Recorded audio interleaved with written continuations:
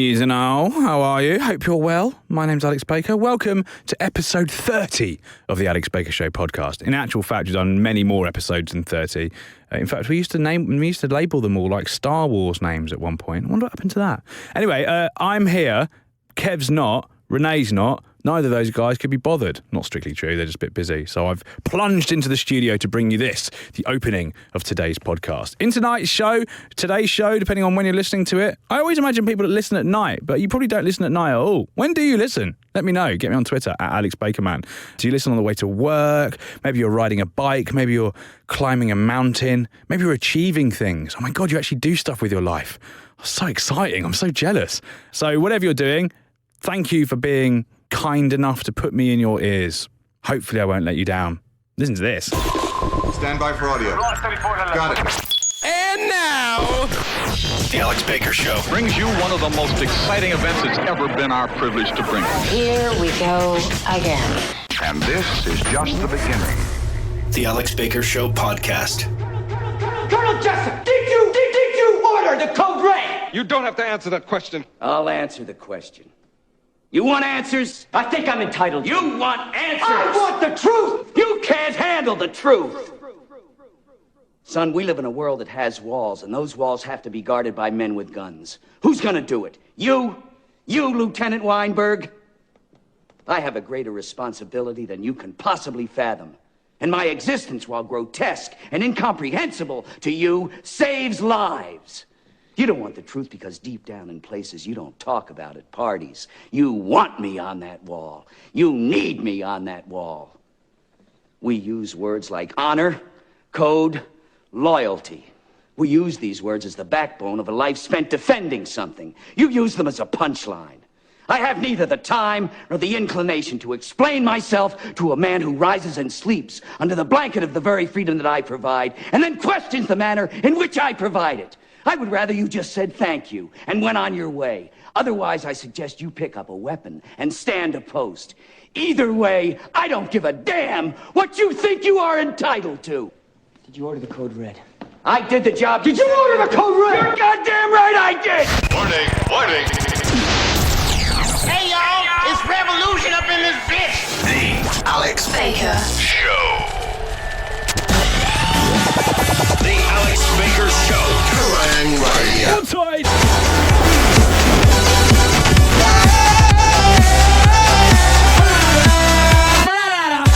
So welcome to it's Kerrang Radio. My name's Alex Baker. Happy Sunday night. I hope you're feeling absolutely amazing. I feel alright, thank you for asking. Oh, my throat's got all messed up. Oh, it's been a long time since I've been a metal vocalist. Welcome to it then, Sunday night, chilling out you guys for the next hour. My name's Alex Baker. This is how the show works. We talk nonsense for literally an hour. That's the only song you're going to hear. All those people that have tuned into Kerrang Radio to hear all their favourite Kerrang Radio songs, tough shit. It ain't going to happen. So, yeah, apologies for that. Renee's in the house. Hiya. What you saying, Renee? Hi, Alex Baker. How are you? I'm fine, how are you? Feeling chirpy. I'm high on caffeinated beverages. High on caffeinated beverages and high on the fact that to your right, my left, is a chap, well, we're sort of directly opposite me, is a chap that isn't Kevin Hingley. Oh, no. Oh, no. Imagine no, Kevin, no. but like way better looking. She's smiling. If possible. Oh, wow. Swoon. I always forget you've got a secret thing for Kev that's not so secret. Is a man by the name of Mr. Chris Sayer. Chris Sayer. Oh, won't you go down with the bed with me? Oh, I don't know where I'm going with that. I'm so sorry. How you doing, Chris? Good, man. How are Looking you? suitably uncomfortable. We made Chris Sayer Kev's official replacement. So whenever Kev's off, Chris steps into the fold. And to be fair, it's quite big shoes to fill because everybody loves Kev, even though he is literally the most boring person on the whole world. But you're here, you're hanging out. How are you? Good, I'm good. A little bit tired. Yeah? Bit tired, man. Don't blame you. It's been a long old day. A long old day. And we're still here. Still here. Well, that's how it rolls. That's how it works. So if you remember last time you were on the show, I devised a specific radio feature just for you called Things I'd Say to Chris If I Was a Girl or a Guy That Fancied Blokes. In honour of the fact that Chris is potentially one of the most attractive people I've ever seen. In fact, me, Chris, his wonderful girlfriend Hayley and my wonderful wife Melissa have been going out on double dates recently. And most of the time, I kind of get the impression that Mel's just like, just looking at you, No, That's what's happening. just going, "Oh, he's pretty." she's gonna hit you, then hit me for that. We went out to a festival in Berkhamsted. It's a town near where I live. And at one point, Mel turned to me and said, "It's like going out with like a couple that are like from the Couples. And they just model for the Couples all the time." It's like, it's true. I bet models from the Couples don't go and eat half a chicken before they come on the Bet radio they don't. show. No. Bet they do like a bows. It's literally every time I'm with you, I feel about 5 stone fatter. But that's fine, because you're a lovely man. So this is things I'd say to Chris if I was a girl or a guy that fancied blokes. Things I'd say to Chris. Things I'd say to Chris. Ho! Oh, let me break it down for you. If I were a girl or a guy that fancies blokes, baby. Oh, Chris, I read one of your articles in FHM the other day and it was so, I don't know, journalistic. I love the way you write. Would you write me a poem? Things I'd say to Chris. Things I'd say to Chris. Oh, let me break it down for you. If I That's what I'm talking about, Chris. A girl. Or take it home, baby. Or a guy that fancies blokes, baby. Yeah! Chris in the house! I love how uncomfortable you look. Still the creepiest thing that's ever happened to me. I'm going to change your text alert to that jingle, and then I'm going to text you at like 3 o'clock in the morning. And you're going to be lying there in bed all naked, I don't know, whatever, not I've watched. And you're going to be like, things I'd say. And you're going to be like, oh my God.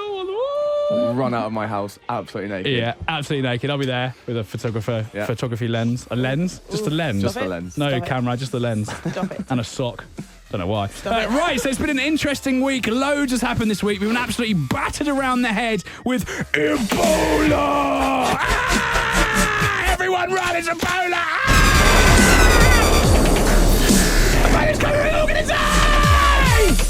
We're not going to die. In fact, this winter, let me give you a little stat. Everyone likes a stat. 250,000 people are going to die in the UK. You know that? 250,000 people are going to die in the UK. But not from Ebola. No, they're going to die from flu.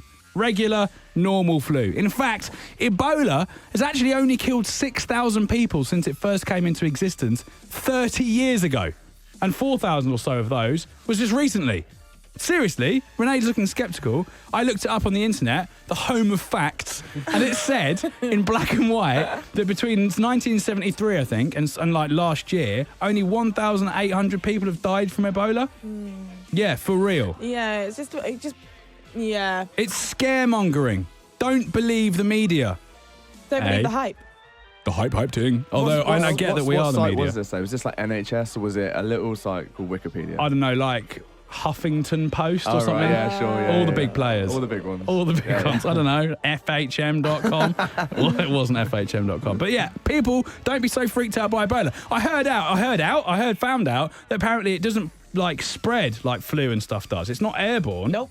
It's only body fluids to body fluids contact. Yeah. So someone would have to throw up or spit in your mouth. Someone that has Ebola would have to spit into your mouth for you to be able to get it. Yeah. Right? And apparently in Africa, it's not spreading like crazy. It's linear. So one person is giving it to one person. So it's not the case that one person gets it and then suddenly 10 people have got it, and then suddenly 100 people have got it, and then suddenly 10,000 people have got it. And it's not like that. It's like one person has it, they go home, they see their wife or whatever, and then she gets it. That's it.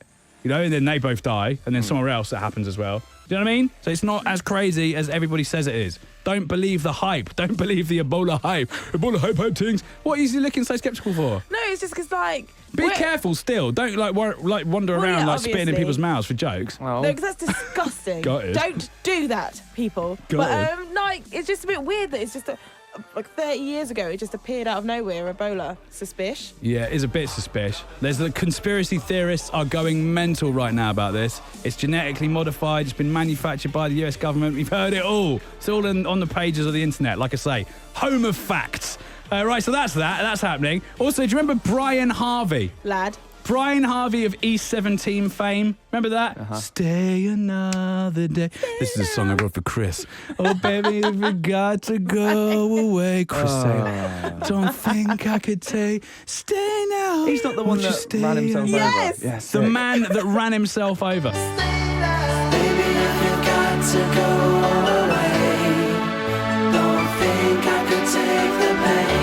I'm might be completely wrong, but was there a pasty involved? No, it was a jack of potato. Okay, jack of potato. What happened with? I didn't know the jack of potato come element of this on, story. You know this. I don't know if he ate loads of jack of potatoes and he got high on them, or if like it was in the car and he had to pick it up or something. I thought and he dropped fell a jack out. of potato. Right, this might be wrong. Well, he'd been to Spud, you like. Spud, you like. He was in his Renault 5. Got his red flag.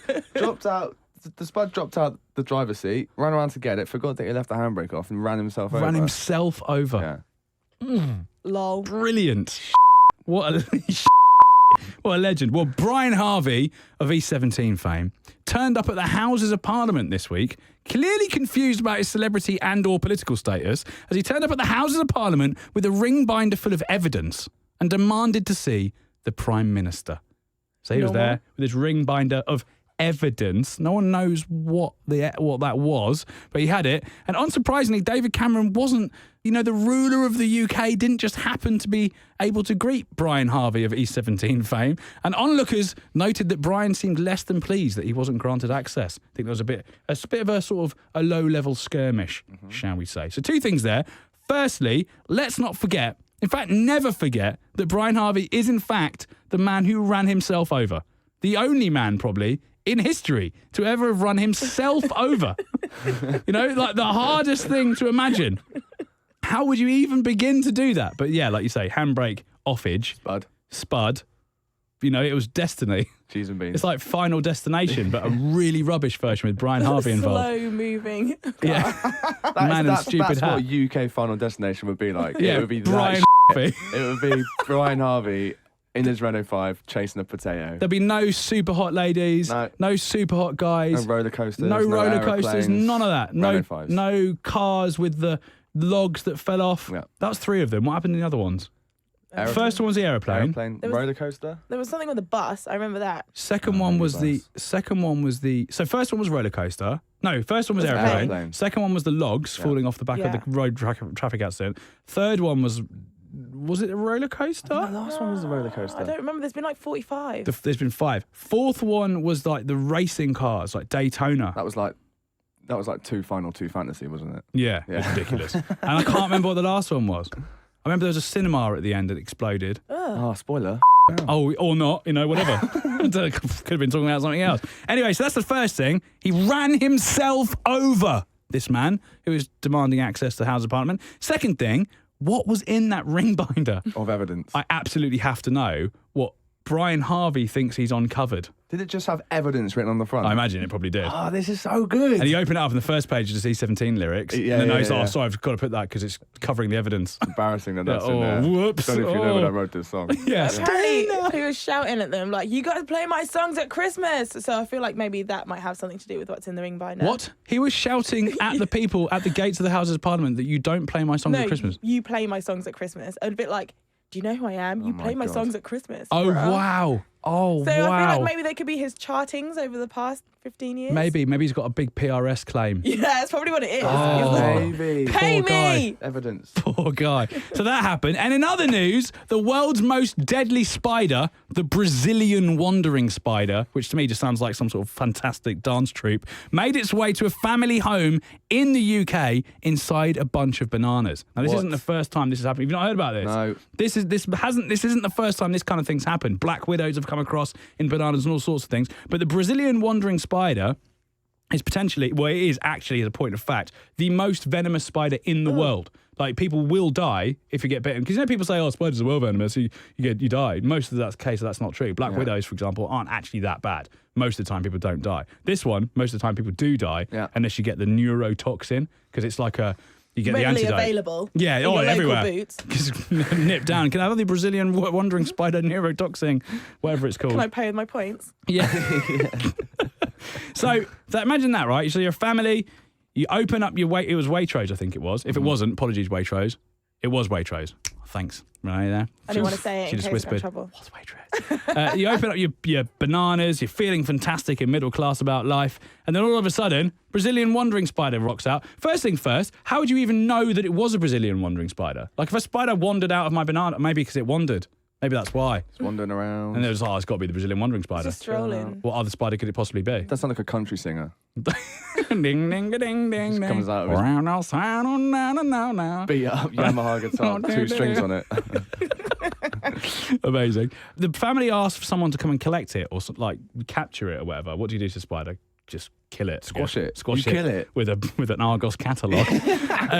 So they asked this person to come out. So someone, I think, from Waitrose came out. What? Yeah, I don't so think... they called Waitrose as opposed to Like a spider catcher person. RSPCA? I don't know. RSPCA? What would you call the RSPCA? Why would you call the supermarket? Because they're the ones that delivered the bananas. They'd be like, oh, sorry, you forgot your spider. And then do they have like a... Come and get it. Oh, the old spider department came and picked it up. Like, that makes no sense You got frozen at all. foods, you got confectionery, deadly spider department. Standard, obviously. Well, when they turned up, whoever it was, this is what I love about this. They caught the spider, put it in a Tupperware box, right? Standard spider procedure. Gag. Then they put that Tupperware box inside another Tupperware box. And then they put that prison of Tupperware boxes inside yet another Tupperware box. As if this spider was like more like Hannibal Lecter or some sort of genius, dangerous escapologist rather than just a spider. How is he going to get out of one Tupperware box, let alone 3 closed Tupperware boxes? Would you risk it? Would you risk that? No, I wouldn't. I I'd would have squash just killed it though. You would kill it. You would? If they're the most deadly spider in the world, just wandering around your house, just stamp on it. Yeah, to be fair, you how do they definitely kill it. recognise it? They That's probably- what I'm Yeah, saying. what does it look like? What does it look like? Why do they Oh, I just don't kill know. it straight away? It's got like a Brazilian flag on its back. It plays football really well. But apparently when they had it cornered and it like reared up on its hind legs. Get out of town. Seriously, it was like it reared up on its hind legs and like showed its fangs and stuff. Oh, And why wouldn't you? Oh, this is a bad week for spiders God. as well. This is a bad week for spiders Oh, because some God. geezer, I can't remember where it was. Maybe it was in Brazil. Someone in the rainforest somewhere. It was in the Amazon. Was it Amazon? Yeah. They found it. Why do you know all the spider news? Because it keeps coming up. Because I don't know why. I said I don't want to see any more of this stuff on my newsfeed. And yet every day there's about 17 news stories about spiders. They found this spider that is the size of a puppy. It's the size of a puppy. And the guy, right, he was in the forest, like doing his thing, I don't know, analysing roots. What does he do in the forests? Forest stuff, obviously. Forest, like foraging for Being trees. in the forest. trees. Foraging for forager. trees. One of your classic tree foragers. And he heard this sound, this like What? Barking as well. footsteps. He heard Right. footsteps, right? And the crunch of leaves under the heavy body of this approaching assailant. And he was like, oh, I wonder what that is. Must be a puppy or something of a similar size. Turns out it was something of a similar size, but it was not a cute, lovable puppy. It was a motherfucking spider. You would punt that so far. It had Like, hooves. This sounds like the sickest prank ever. Did you see the video of the guy that dressed the little puppy up Yeah. as the spider? Oh, that was That's that cute. guy. That is that amazing. guy. I did that in the middle of the Amazon Yeah. rainforest. We really took this to the next level. Good work, Hank, or whatever. It's crushed it. Amazing. So, good week for spiders, bad week for everybody else. Time for Peep of the Week. Peep. Peep. Peep. Of the week. Peep. And I'll chuck in some sound effects.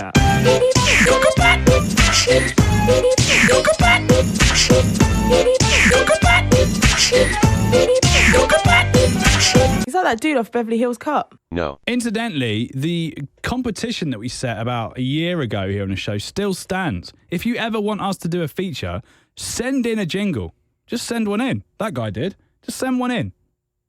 Whatever you can call it, whatever you want. And we will base a feature around the jingle that you submit. Alex@kerrangradio.co.uk. Do it.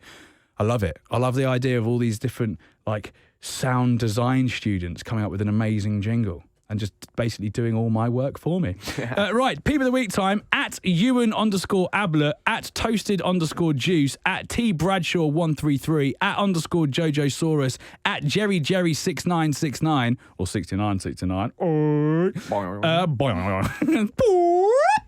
All you guys and everybody else that sent in your pictures of space last week, rad. That sounds so lame and so Blue Peter, but I swear it was awesome. It was sick. People sending in pictures of space. Chris, you missed this last week. I got everyone to draw space, but for a really good reason that takes ages to explain. So I'm not going to bother right now. Download the podcast. Download the podcast! Subscribe to the podcast. Subscribe to the podcast. Rate and review the podcast. Rate and review the podcast. And also, big shout out to Claire, no surname, shouldn't have to, who sent me this email. I'm sat here in bed, listening to you waffle about space. Since this is my hobby, I thought I'd clarify something. I love that space is a hobby. Imagine that. So clever. What do you do? Oh, I play guitar. What do you do? Skate. What do you do? Oh, watercolour from time to time. Fishing, shooting. Space. That's like a huge hobby. Like, what aspect of space did she specify? All of space. All of it. All of the space. She does space. Is it space How she in the rolls. stars kind of space, or just like space, Any space. around us? Space? Any space. Could be anything. Doesn't specify. Space Jam. Space Jam, yeah. Oh, what a movie. Michael Jordan's a hero. Isn't it so brutal that Michael Jordan's dad got murdered? What? I always forget that. Oh, you guys clearly didn't know I always that. don't know that. Michael Jordan's dad was murdered. That's horrible. Genuinely awful. Like Wait, who did years it? ago, like 20 years ago or something. Maybe did not 20 this? years ago. I don't know, some Such assailant. a heinous crime. Anyway, the probe, she says, that is going to land on the comet is called Rosetta. So Kev talked about how the government somewhere, I don't know if it's America or whatever, they're going to send a probe into space, land it on a comet so it can ride off into the distance for some purpose or other. Apparently it's called Rosetta. It's already in space and it's getting ready to intercept the comet as we speak. Fantastic. Also, she says, something else to blow your mind. If we look at your nearest galaxy, Andromeda, you're seeing the light that is left there 250 million years ago, which we all know. That makes sense. Well, obviously. I don't know where my nearest galaxy is, though. Yeah, I can't do it. Oh, yeah, just look at the nearest galaxy. I was like, There it is. I just looked at Chris. Yeah. Yeah, you're my galaxy too, Chris. 250 million light years ago. Like, so that's what you're looking at. So when you look at the nearest galaxy, wherever that is, you're seeing light emitting from that was started its journey 250, because it takes light that long to get here. Yeah. Because it's so far away. 250 million years ago. The brilliant and interesting thing about this is, she says, so if someone was on a planet in that galaxy looking at us, at Earth, they'd see the planet as it was before humans even existed. Yeah. How mad is that? How mad is that? That is amazing. So they're looking at us going, oh, look at that little planet. Oh, it looks rubbish. And we're there. We're not there. There's two major assumptions we've made there. Is one, that we know where our nearest galaxy is, and two, whoever's on this galaxy is just like us. Just checking us out Just with their and regular knows, human and knows eyes. that fact as well. Yeah. Yeah. Well, if they are, could they send like a Snapchat of what Earth looks like? Where would they be? Would they be... Oh, man, I don't even know. What do you mean, where would they be what? Well, so if they're looking at us now, I suppose they'd be the same... Yeah, they'd be the same age as us. Like, I don't even know No, because anymore. they'll be looking at us. No, because they can be in a different time zone, right? Yeah. So they could be... Their humanity could have evolved like 1 million years ago. Oh, yeah, cool. Oh, yeah, okay. Do you know what I mean? So they don't have to be on the same They're like spectrum as X-Men. ours. They could be. That's the thing, isn't it? When people talk about aliens, they go, oh, alien. Why would aliens be so advanced? Well, it's because there could be other civilizations that have been around like longer than our actual galaxy has even been around. We could be rubbish, like, compared Yeah. to everyone We else. are rubbish. Look at the state of the world. That's true. Oh, way to bring us down. Bloody hell, Renee. Just saying. But imagine Manager. that if you're travelling, you wouldn't want to travel purely because of the jet lag. If you got like 250 Livid. you'd be like, take a good 6 days to get over that. They were like, how long would 6 you go days. for? Just a week. Mad. Because you don't want to go too far. Just a Week and quick a half. week in Andromeda. No biggie. See you in 250 million years. Didn't like you anyway. That's if you're travelling at the speed of light as well. Yeah, the speed of light. How fast is light? I mean, look, put on the light now fast. and then turn it on again. See how quick Should that I is? do that? That's light. Go on. Light. Whoa! That was pretty quick. Was that not electricity then? That's pretty quick. No, it was when we saw the light. Oh, yeah. Anyway, on the way, an article that rocks the world of rock. And it's all about sexism. And about Chris as well, actually. And you. And me. Bloody hell, What the hell have you done? we're all involved. Excuse me for interrupting, boys and girls, but maybe you would like to find out just what it would be like if there were no rules. But how could we do that? By going someplace where there are no rules. Now where could that be? The Alex Baker Show. Kerrang Radio. Let's all think real hard and pretend we're in a faraway place. Where anything goes and nothing is off limits. Now, come on. Let's go to the world of The coolest. Broadcast transmission. this world has ever known. Everyone knows his name. He's as crazy as a coot. People all over the world are losing their damn minds. And there's nothing you can do about it. Are you ready to rock? He knows he must be stopped before he fulfills his terrifying mission. I don't think there are any words to describe. How very inappropriate. His radio Shows really are. He's never going to admit it. My advice to you, start drinking heavily. Remember, don't try this at home. He is seriously twisted. He's the man with the records. Anything goes and nothing is off limits. If you can't handle it, turn the channel. Listen to this man. He bit Dakota Fanning on the face. He just wants to play. The person I'm about to introduce needs no introduction. So please give a warm, hormonal shriek for the sizzling hot Alex Baker. We are but moments away, my friends. Moments away from Halloween. And you know what's happening on Halloween? You should do if you listen to this show regularly, because I've been banging on about it for ages. We are going to be giving you the scoop on what happened when we went to a listener's house. Someone that listens to this show emailed the show telling us that she lived in a haunted house. And we went down there to do some ghost hunting, didn't we, Renee? We did. Ghost hunting. It was terrifying. You haven't been quite the same since. In fact, even now, you're staring into the distance as if something's traumatized you. When you think about it, it was horrific. Dun, dun, dun, dun, dun. Do you remember the time when we I were would never do that again. when we were in the cellar? No, I don't want to talk Oh about it. my God, the point when we were in the cellar. Oh my God, it was so creepy. And then the candles started going out. I don't even- cool. Oh my God, it was so creepy, dude. Oh yeah, I'm not gonna It was so creepy. Oh my God. Like the listeners, you guys will love it, but it was horrible. I would never do it again. It was so scary. I was genuinely petrified. It was an amazing house. This house is beautiful enormous. house. Had like over 100 rooms. Most of it was like sealed off. But we went into we had a GoPro with us. We were doing some footage as well. We all had like candelabras and stuff. Yeah, they wouldn't let us put the electricity on. And then we went down to the cellar, and the guy whose house it was like, "Oh, I don't want you to put the cameras on down here." Alarms. Do you know what I mean? And we're Exactly. like, okay, no problem. Let's just head down into the pit where we're gonna get murdered. into the cellar. Sure, that's fine. No problem. No biggie. Whatevs. So we went down. And you have to find out what happened. Oh my God, we're still alive, obviously, so it can't have been that bad. Who screamed the most out of the two of you? Renee was screaming her nuts. I don't ever scream. I'm not a screamer. And it was also the other thing that cheeky. The other thing we found out was that Renee announced as we entered the spooky haunted house, she announced that she was asthmatic, which I didn't realise. Not only that, but she just hadn't brought her inhaler. Cool. So the whole time we were in there, I had the very real fear that you were actually going to die. I had that fear too. I was asphyxiation. Is that the right word? Yeah. Sort of. I didn't think I'd generally be that scared. Terrifying.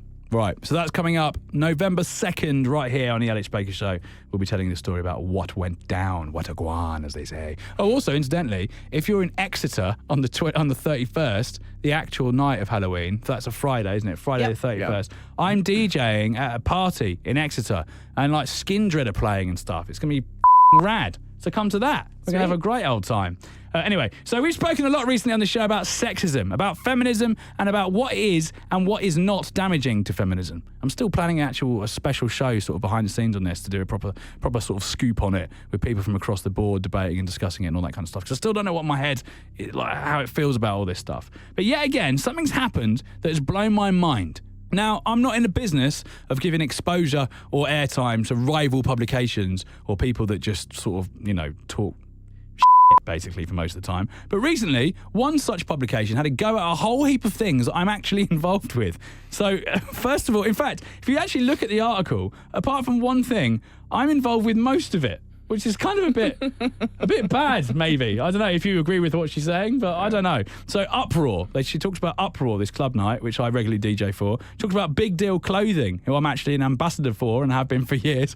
And she talks about a rad series of videos that myself and Chris from FHM made, all about metal sandwiches. A simple concept, rad bands making rad sandwiches. This lady wrote an article all about that stuff titled Britain's alt-rock scene is sexist and keeping lad culture alive.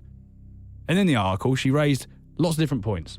First of all, before we get into this, Chris, I know how annoyed you are. Yeah. Tell everyone how annoyed you are. Pretty annoyed. Tell us about the sandwiches. So my understanding of the sandwiches, that was just like a fun thing that we did. We got offered this cool bus to go and do some videos on with a cool kitchen on it. Yeah. And we were like, okay, let's come up with some cool ideas. Let's get loads of bands to make the biggest sandwiches they possibly can, get some video from it. We'll interview them while we're doing that. Cool. Wicked. Videos look super cool. We had... Who do we have? Like Protest the Hero, Canterbury. We had... The Bronx. The Bronx, man. Crocodile. The Hell. The Hell. That was the best one. TRC. Like, just awesome, really great metal and rock bands making us sandwiches because we didn't want to sit down and just go, oh, so tell us about new album. Then. What are your influences? Because I don't care. I'll go, if I want to know what I'll go somewhere else. We had the opportunity to do this really cool thing, and it went really well, and I had a really good time. And you did good questions. Yeah. Good questions, Chris. Fun questions. I enjoyed your good. questions. It was good. It was very entertaining. However, this lady who wrote this article in this publication bizarrely attacked Chris, well, not Chris directly, but FHM, and these particular videos. What did she say, Chris? She said it was the point at which she saw these videos was the moment when she realised the incestuous marriage between rock music and lad culture had come together, or something that made no sense. It doesn't make any sense what she said. The weird thing about this as well, right, is that bands making sandwiches, that's almost like the opposite of laddie. Yeah. It's almost like quite sweet, really. Yeah. Just make some sandwiches. Woo! It's not like, right, I'm going to make some sandwiches, you come here, semi-naked girl. It wasn't like that, was it? No, absolutely not. Just making some sandwiches. I mean, the Hells one was a little bit like that, but that's because they're the Hell. That's them. So, kind of what you expect. But she was also picking apart things like Uproar, right? So Uproar, if anyone's been to Uproar, one of the club nights that happens across the country, they've got one in Newcastle, London, all over the place. You'll know that Uproar does get a bit messy, right? It has a sort of tendency to get a bit messy. Women take their clothes off, blokes take their clothes off, a lot of people with their clothes off doing lots of stuff. Right? They have competitions, kissing competitions, you know, girls get off together, blokes get off together. I once saw a guy actually basically have sex with another guy on stage. What? Really? To win some, like, festival tickets. Is that legal? Well, we didn't actually do it, but it was all, like, simulated. But it was hilarious. Just to win some tickets. It's amazing the lengths people go to. Not that there's anything wrong with a guy having sex with another guy, but they weren't, like, in a relationship. They weren't even gay. They were just doing it for the point is tickets. they did it to win tickets. Exactly. So this lady had a massive issue with this and said that, like, she was saying, why do half-naked girls, like, have to be involved in this? What have they got to do with rock? Why in rock clubs do girls have to get naked and all this kind of stuff? The first thing I thought was, what business is it of yours what they wear? Right, this is the thing that you've been saying recently in our recent sexism Get conversations. naked if I want to. Yeah. Leave me be.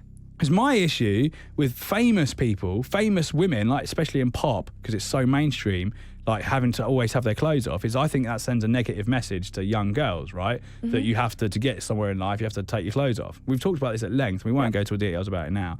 But like, if you're just in a club doing your own thing, having a party with your mates, and you want to sort of strip off to your bra and jump in a hot tub or whatever, like, who gives a shit?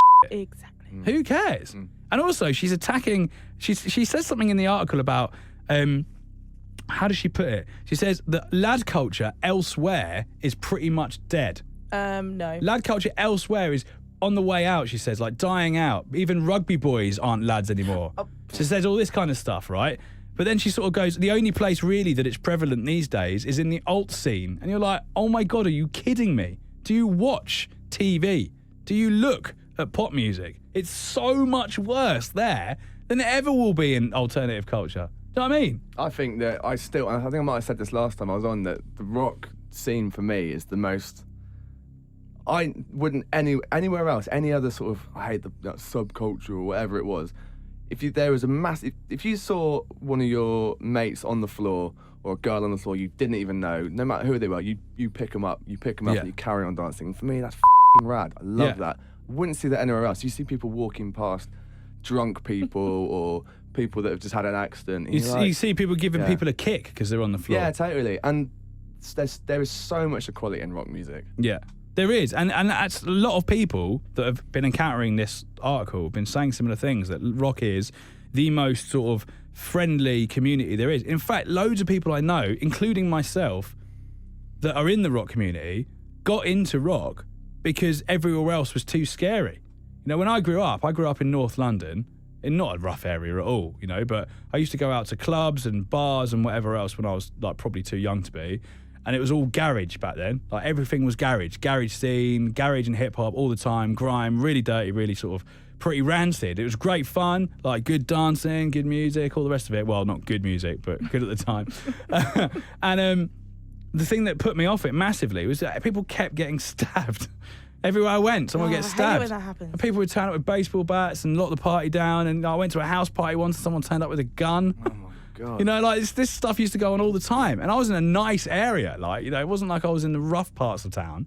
You know, and so I moved away from that scene because I was like, I've had enough of this. And I remember going to like one of the first rock parties I ever went to with a bunch of people. I was in a music centre when I was a kid. I was in an orchestra, and a bunch of my friends were into rock from the music centre. Because all my friends at school were into garage and all that kind of stuff, but some of my friends at music were into rock. So I went to this rock party with them once, and I was wandering around, and I was thinking, why is everybody so lovely? Like, everyone was so friendly, and everyone had something like they bonded over, and it was amazing, you know, and it was such a fantastic scene to be part of, and it completely sucked me in, because now I could go anywhere in London to a rock place and feel completely at home and safe. And what other scene can you say the same for? Yeah, totally. Yeah, it's true. I mean, maybe like Minimal House or something like that. Yeah. I don't know, like... That's because everyone's too high to Yeah. interact with anybody else. It's like, oh... Christian jazz. But yeah.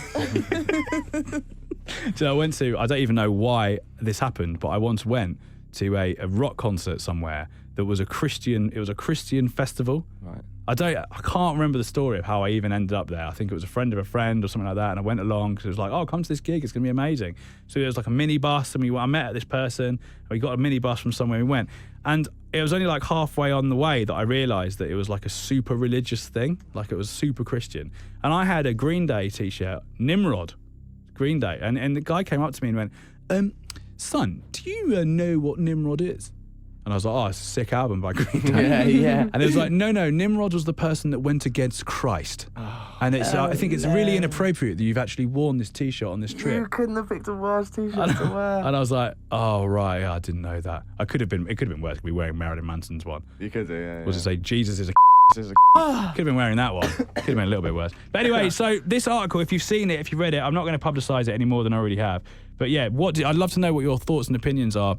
Half of the rock community has been up in arms about it, and half the other side have been sort of like, yeah, well, she kind of has got some good points. You know, maybe it isn't right that girls having to get naked at clubs and stuff like that. And why do girls have to have their pants on when they're modelling clothes? I don't know. But then that was another thing, because they attacked Big Deal Clothing and said, why do the girls just have to have knickers on when they're advertising like a beanie hat or whatever? And it's like, hello, that is fashion, right? What fashion house has like... Do you know what I mean? They've all got no clothes on. Yeah, it's everywhere. It's not alt, is it? It's not an alt scene problem. No, that's what frustrates me about this article, is because she's not looking at the wider picture. If she thinks that it's just the alt scene that has a problem, then I feel it sounds like she just wants to jump on a bandwagon, and she's picked the weirdest, most obscure points to make. That is basically what this publication do, isn't it? And it doesn't make sense. No, it doesn't. Irritating. So, any final thoughts on that, Chris? No, I understand she's a writer. She's looking to She wants to make her mark. Make some money and make her mark. By pissing off some of the most significant brands in the country. Like Katie Hopkins, really. I'm not sure she was the right person to write that piece as well. Any particular reason why? I'm not going to. You want to go into those details? I feel like there's a story there, Chris. No, it's fine. It's not my place story to you want to share?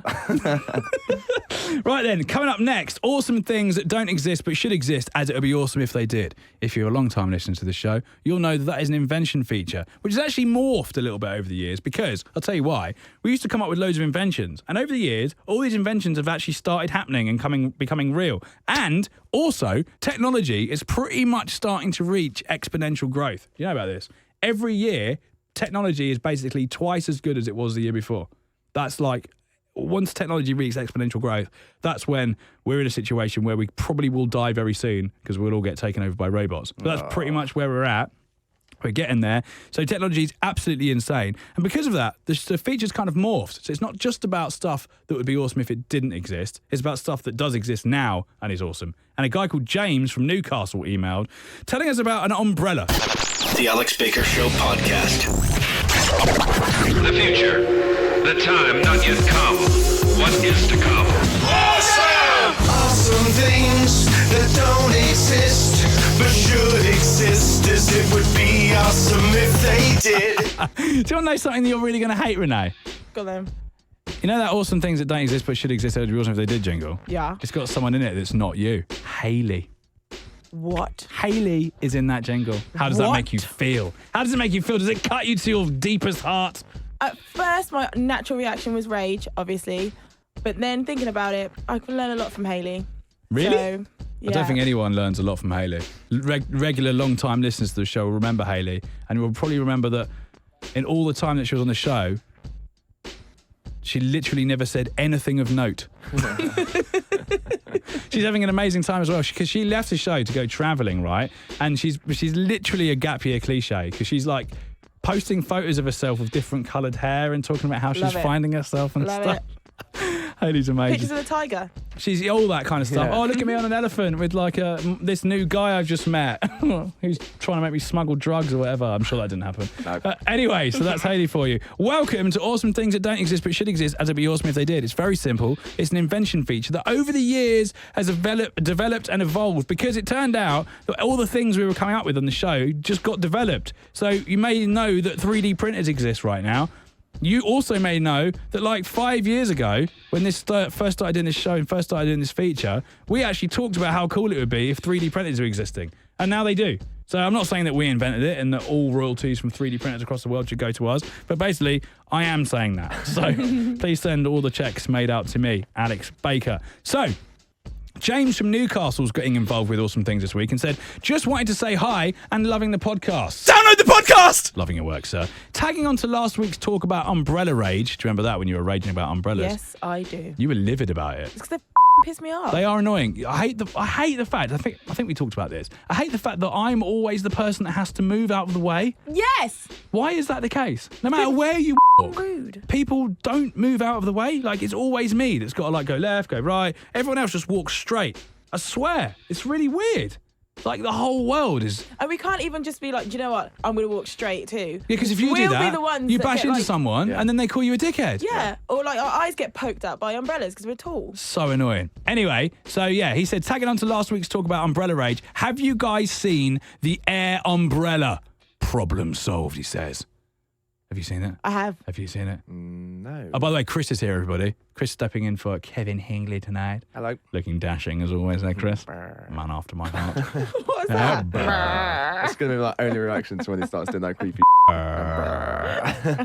You can try and look unattractive. It'll never work.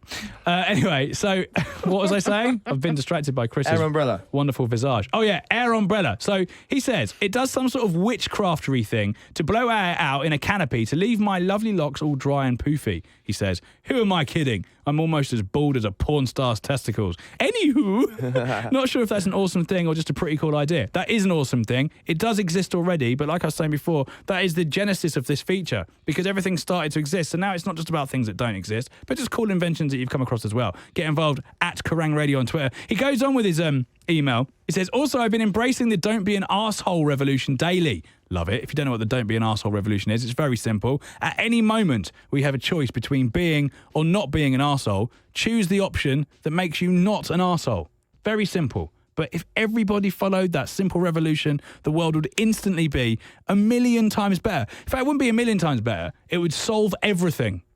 Wouldn't it? Yep. Yes. Absolutely everything that's wrong with the world would be solved if everybody unanimously embraced the don't be an arsehole revolution. Anyway, he goes on. There is a man who I work with who categorically hates me. I have no idea why, and it takes all my strength not to slap his silly little moustache off. However, as a long-time listener and true believer in Bakeology... Oh, wow, so exciting. I haven't heard that term in ages. I take it in my stride and do my damnness to be lovely to him. All P's and Q's in place and a little smile and a wave whenever he passes by. So much so that I think I'm actually irritating him even more. Well, it serves him right for being a douche. Much love, James from Newcastle, age 25, 6'4", size 13 foot, and contrary to the myth, average endowment. Peace out. Yes. What a legend. What you saying, James from Newcastle? Love that dude. I love the fact he's embraced not only the don't be an arsehole revolution, but giving us an awesome thing as well. I think that's amazing. Guys, we're opening up to the floor for your awesome inventions. I'm going to start things off with my one. Double-ended toothpaste container. Ooh. I'm laying the smack down with that one. No, that sounds good. You know when you get to the end of the toothpaste, everyone knows this, gets to the end of the toothpaste, you've got a little bit left and the nozzle's all the way up there and you have to like push the toothpaste up through the plastic. You're like, come on. I always find it interesting. You always manage to get some out. Yeah. I swear I've got a toothpaste like container that I've had for about 30 years and I'm still getting toothpaste out of there. It's crusty as That's mould, man. That's mould. But yeah, double-ended toothpaste container. So if you get in that situation, you just open the other end and it's just toothpaste ready to be used. That's like too good. How does that not already... Yeah, too practical. It's simple. It's Genius. Effective. Why are you telling everyone this? Why don't you just go make this Well, I haven't got time. I'm very busy. I haven't got time to make millions. Renee, have you got any awesome invention for us? Yes, I have. Okay, so basically, imagine, like, you know when your phone's running out of battery and you Right. can put it in like a little phone case thing? You know? Do you know what I mean? Have you seen them? Well, So it's you just put- like a battery. Oh, No, yeah. it looks So it's like a a phone case, case and that's you got a slot- battery in it. yeah, So you so you charge the slot it phone on. case, and when your phone runs out, you can press the switch. Yes, but yeah. those phone cases have to be charged. What if you could put your phone in this case and you can charge your phone by shaking it? So there's like a movement sensor thing that charges it, like you can get in some watches. What is it? What watches? You know, some watches where you Can can you shake charge it when they anything by shaking it? No, like watches, because it's so simple. Like when you walk, you charge it, Yeah. but they're like real Really? expensive. Yeah, it's a thing. Well, how the hell does that work? Because it's just science, mate. pure science. What, like, so things like hit each other and it creates kinetic energy or something? Yeah, I don't know. But Smashing it. have that in your phone and then you can just shake it a little bit, put it in your bag. If you're at a festival, you can jump around. I've got a feeling though that would be the world's biggest phone case. No! You'd have to carry like a handbag for your phone case. Yeah, man. I've got this great idea. Why don't we just go get a wind-up phone case? You wind up and it charges your phone. That'd be so I didn't say awesome. anything about winding it up. That'd be like so awesome, Stop man. ruining this for me! Rubbish idea. But I like the fact you've tried. Shaking a phone. Brilliant. I'd like to hear Chris's idea. Okay. My idea is much better than that. Hit me. It's not a problem you're going to face. Today, I'm sick of my beard. I'm sick of it. I'm sick of having a beard. I It's do love your annoying me. beard. It's We've talked before in the past, actually, how Chris's beard is a little bit like, Team America, where they try and make him look like a terrorist, and they Yeah. stick like little bits of tufts on his face. That's a bit like your beard. Sorry, dude. It is like You can't have everything. You It's look like- so crestfallen. It's like solid on the chin. You're like basically the most attractive person ever. If you had a perfect beard as well, it would be unfair on other men. a hole there, there's a hole there, there's a hole there. And my beard and moustache do not like match up. They they run away hate each from each other. other. They don't. Hate each other. Do you know what your beard looks like? Sorry, What? I'm having too much fun with this. But do you remember Etch-a-Sketch? The people that are too young might not remember Etch-a-Sketch, but Etch-a-Sketch was essentially, you had two little dials and like a little sort of screen, and you turned the dials and you could draw pictures. And the way it worked, there was a magnet that went round and it attracted iron filings, and then the iron filings would stick to the screen and you'd create pictures. So basically, iron filings, if I smashed an Etch-a-Sketch now, collected all the iron filings and then just threw them at your face, that's basically what your beard's like. Next time you see me and I've got no beard, you're going to feel real bad. I feel really guilty. But anyway, my invention, because I'm sick of it. I bought a beard comb. A beard comb. I've been literally combing my beard. You've got cats. Like that's what cats are for. Just stroke your What? beard. Oh, Stroke your cat. I could have done that. I mean, I said to Mel, Stroke a beard. I came Stroke a home and I beard. announced to Mel, I was like, I've bought a beard comb. And she was like, what? Why? And I was like, oh, it's so amazing. Come and use it. Come and use it. She was like, nah, it's ridiculous. Like later on, I was like, I sort of made her, not like Forced her to comb your beard. not like in a weird way. But I was like, no, really, you've got to give it a go. And she sort of started combing it, and 20 minutes later, she was still combing it, loving my beard. So it's all about the beard comb. Comb my beard. Yeah, you should comb your beard. Anyway, my invention. Oh, sorry, yeah. Because I'm sick of having a beard today, and only today, I want some device whereby when I shave, it will just keep everything. Maybe like a helmet strap that's sticky. So when I shave it, everything's kept in place. So you just want a stick-on beard? No, What's a I want beard my stick-on beard that I've grown myself. But you could have a better beard. Beard Yeah. extensions. No one else has got this beard. It is very unique This is to you. my beard. I want the moustache never to match up. I want a little patch there, and then when I'm ready to have it back again, I don't have to go through the pain of like spots and when I'm growing it out. I just stick it back on in the morning. Amazing. Yeah. So when you're feeling Imagine beardy, if you left it in the showers, in the changing room, just some dude's whole beard in the bottom. imagine if you came home and your missus was wearing it, and she was like, "Hi," and you're like, "Whoa, what's going on? Take it off! Take it off!" Luckily, you're wearing her underwear. That's normal. Standard, And obviously. yeah, it's all cool, baby. We all It's do that. cool. It's so cool. Anyway, awesome things. Send them in. At Kerrang Radio is our Twitter, or you can email me, alex@kerrangradio.co.uk. I'd like to say that I think we're pretty much fresh out of time. And unusually, we've kind of timed it right. It's quite odd. Usually, I look at the clock and I'm like, oh my God, we're totally over. This is a nightmare. But we've actually pretty much come out bang on time. So I think there's nothing left to say other than do get involved with the show every single week. And hopefully you're downloading and enjoying the podcast as well. Download the podcast! It's available on iTunes. We're uploading it every single week. We're back in the groove. iTunes are happy. We're happy. You're happy. Everyone's happy. We're climbing back up through the charts. You, Richard Herring. You, Ricky Gervais. Can I tell you who's not happy? Who? Chris's beard. No, it's That's not. sad. Well, the moustache isn't happy. None of the beard's not happy. It's their Poor age, beard. I didn't mean to bag on your beard too hard. It's cool, man. It's done now. Iron filings. It's literally thrown at your face. Just like you've just been in a fight with an Etch-a-Sketch. Well, your beard's really nice. Thanks. It's So, fulsome. But then I'm fat and ugly, so you still win. Right, see you later. Hey, boys. Haley tells you how, baby. Yeah. Haley tells you how to clean a litter tray. If you've got sexy cats, you'll know that every now and then, especially if they're sexy indoor cats, that you'll need to clean out their sexy litter tray.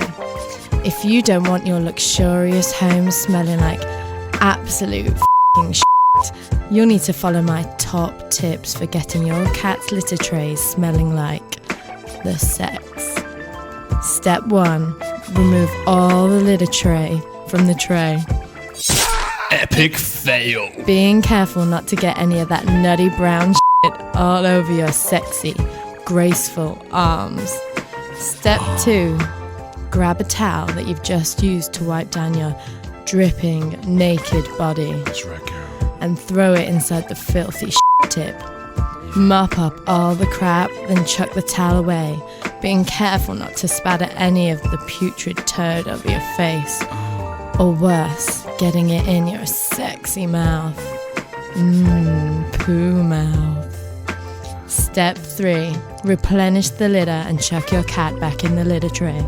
Watch it for hours until it does its next poo. Then go back to step 1. Go back to step 1, yeah. Go back to step 1, girl. With me. Step 1, step 2. Huh? Eric, if he's not.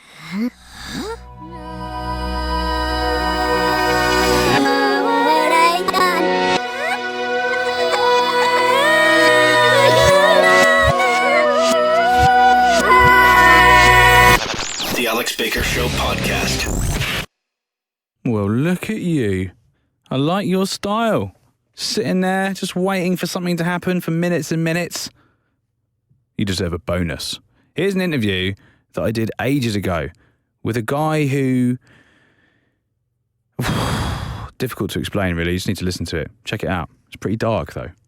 Yeah, so I remember when I was younger, I came across this amazing film called Alive.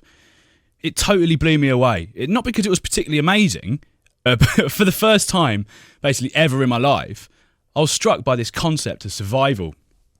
You know, like humans surviving, getting into these totally incomprehensible situations and still thriving and getting through it. Basically, if you've not seen Alive, what happens is a plane crashes over the Andes, deep in the mountains. Unfortunately, loads of people die instantly in the crash, but some survive. These survivors are stranded on this mountain for over 70 days. No one can find them, time passes.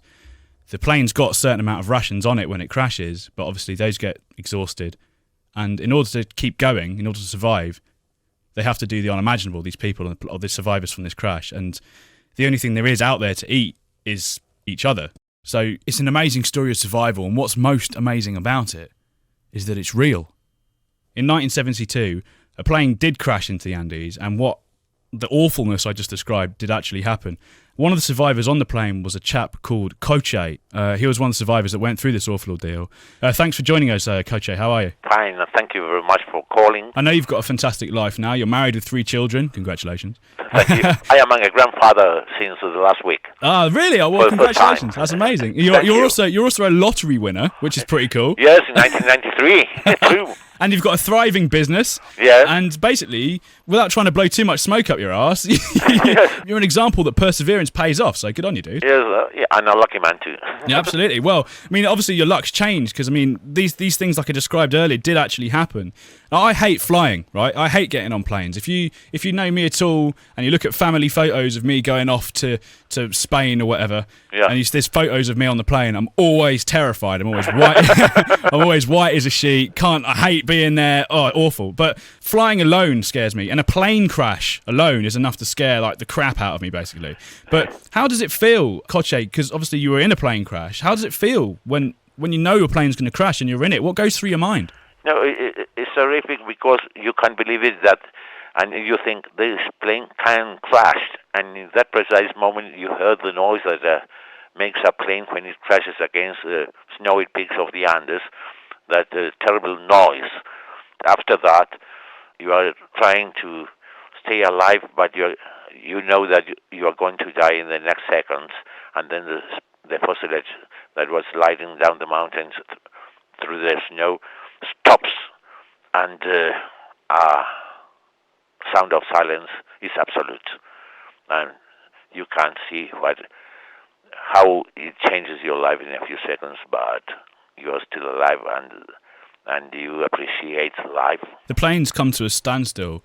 I can imagine you sort of get up and you sort of shake yourself off. I mean, were you sort of injured during the crash, or what was the situation there? No, it was a kind of miracle of life, because there were 45 passengers on board, and after the crash, they stay 29 alive, and from them 29, 24 was in the best conditions without severe injuries.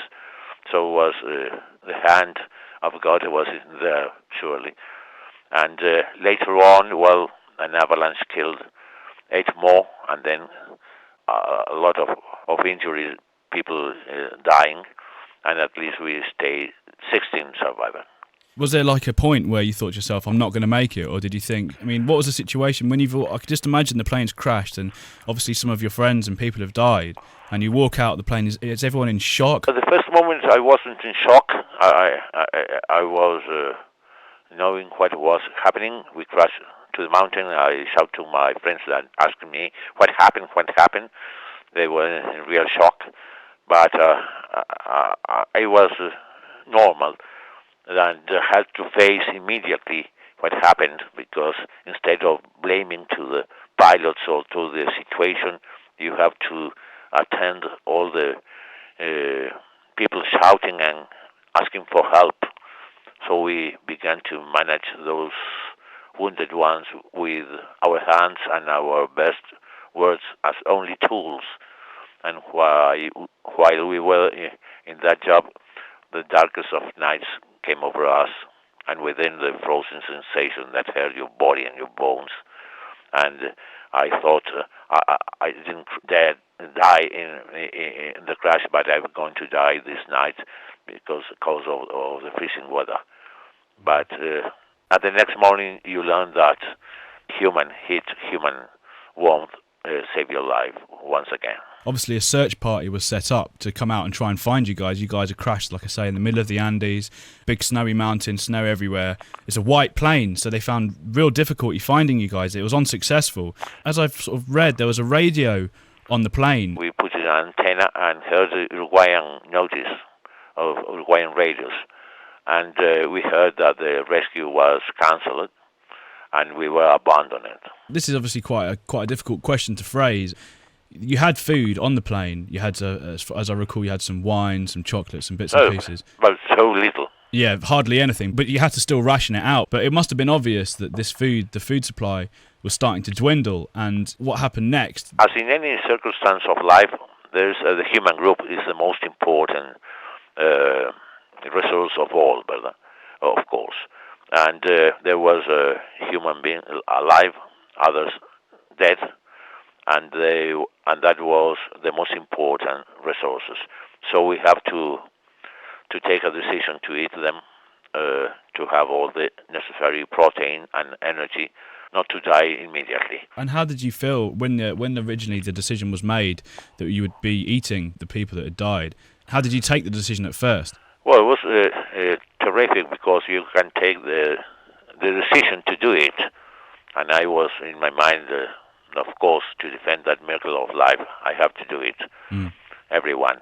But between taking decisions and executing them is a huge distance, because when you go with a piece of glass in your hand to cut a piece of flesh from the body of your dead friend, empty of soul.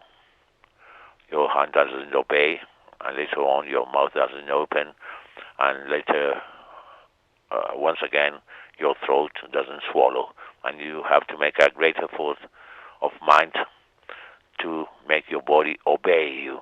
And when you can swallow a little piece of raw and freezing piece of flesh, then you can say to your hand, I'm safe. And then nobody talks of this matter nevermore when the last one is a piece, because we have to face other things much important, with much importance than that. That's what was all.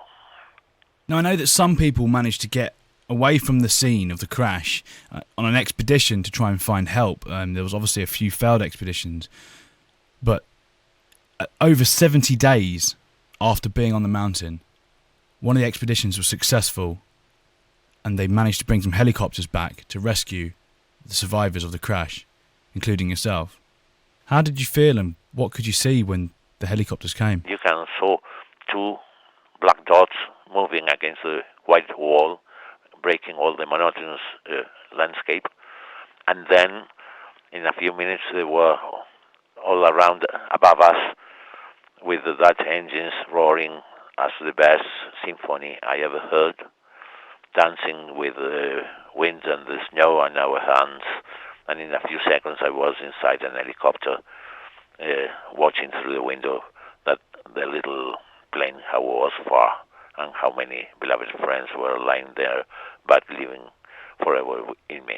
Coach, I want to thank you for coming on the show. I know it's obviously, even so long after the event, it must be still difficult talking about these things, and I appreciate how frank you've been with us. If you had a message, I mean, there's obviously a lot of people in life that go through lots of traumatic things, and perhaps not on the same scale as what you've been through, but there are people that sometimes feel like they haven't got anything and they just want to give up. I mean, what would for someone that's been through this amazing experience, what would your advice be to someone that's feeling like they just can't go on? No, never give up because you think you are in the worst moment, but enjoy that moment because you can always be worse.